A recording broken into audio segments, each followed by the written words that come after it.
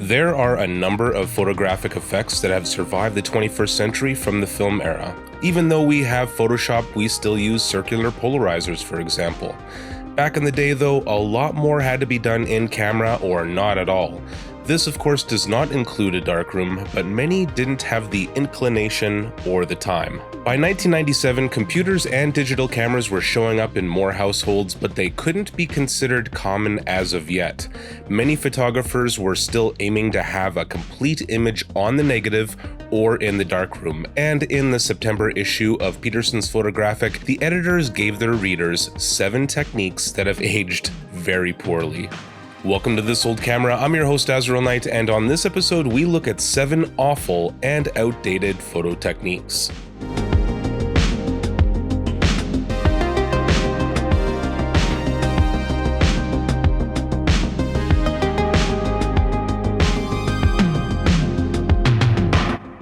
The first effect is a 3D one using a manual advanced camera, multiple exposures, and colored filters. You'll need a red number 25 filter, a green number 58 filter, and a blue number 47 filter. Mount the camera on a tripod, compose your scene. A scene with nearby subjects and more distant subjects provide the best effect. And meter the scene in the usual manner. Open the lens one stop from that reading and make an exposure through the red filter. Next, move the film advance lever to advance the film a small amount, then press the rewind button to disengage the take-up sprocket, and cock the shutter for a second exposure. Remove the red filter, place the green and blue filters over the lens, slow the shutter speed 2 steps, and make your second exposure. The result is a picture in which the red image is slightly off register from the cyan image. View this picture through a pair of 3D glasses.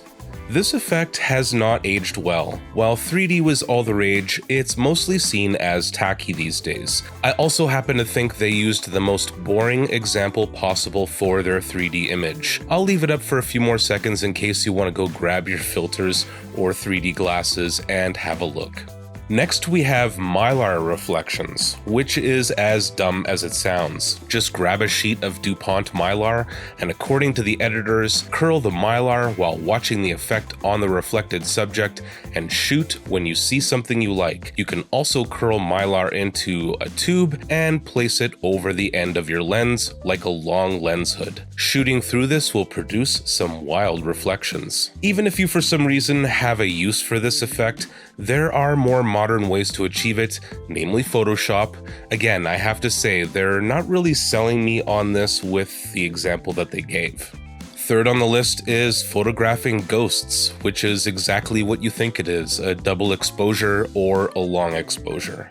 It's easy to photograph ghosts if your camera can make in-register double exposures. Just mount the camera on a tripod, compose your scene, meter the scene in the usual manner, close the lens one stop, make one exposure with your ghost to be in place, then make a second exposure of the scene without the ghost subject. As a variation, you can use a fairly long shutter speed, 1/15 or longer, and have your subject move through the scene during the exposure. I don't know about you, but creating these cheesy phantoms and using long exposure in this matter was one of the first things I learned with manual exposure photography.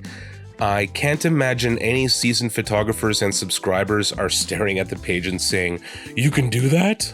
Number 4 is without a doubt the most useless of the bunch here. Basically, you just make sure your subject is completely out of focus. Out of focus highlights, or oofs, can be fun. Just choose a scene containing some bright, and if shooting color, colorful highlights and shoot it out of focus. It's best to shoot with the lens wide open. If you stop down, depth of field might increase enough to negate the effect, and you'll just get an out of focus picture. The subject here is a fireworks burst at night. The oof effect works best with longer than normal lens focal lengths because the highlights will be bigger and depth of field will be more limited. The only time I can recall someone doing this on purpose is to observe bokeh balls. Following the worst effect is probably the least worst effect on this list, the Sabatier. While I am not a fan of the look of it, at least it requires some experimentation and pre-visualization.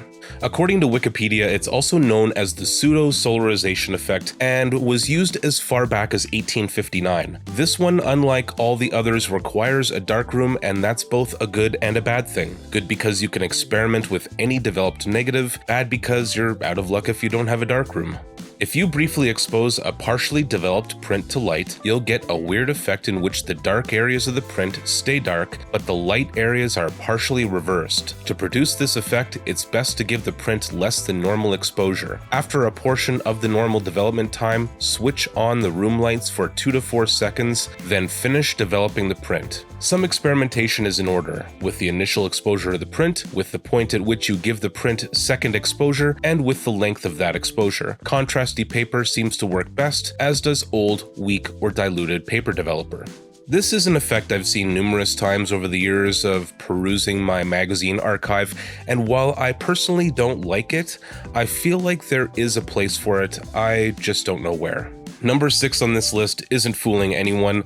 The claim is that if you underexpose a daytime shot with a blue filter, it'll look like a nighttime shot. You can produce a moonlit night effect in the middle of the day by underexposing the scene and, if desired, shooting with a blue filter over the camera lens. Motion picture cameramen used to do this a lot and save the cost of keeping the cast and crew out at night. A good way to start is to use a blue number 47 filter and bracket exposures, from 2 stops over the no filter meter reading to a stop under. This filter normally requires a 2 2/3 stop exposure compensation. The harsh lighting of the noonday sun works well for this technique. This just looks like an underexposed daytime shot, but they're right, you'll see it sometimes in movies and TV where it looks oddly bright for the evening or nighttime, and once you see it, it's hard to unsee it.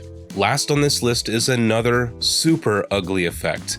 Not too many filters have survived the digital era, but in the day there was a filter for everything, and leading the pack of filter manufacturers was Cokin, which let you stack effects by using square filters that slid into a rig in front of your camera lens. So if you wanted a color filter, a linear polarizer, and a soft focus effect, you could add all 3. Not all of Cokin's filters were top shelf though, and here's one of them. The Cokin Superspeed No. 217, which to me looks like a print that's smeared while drying. How?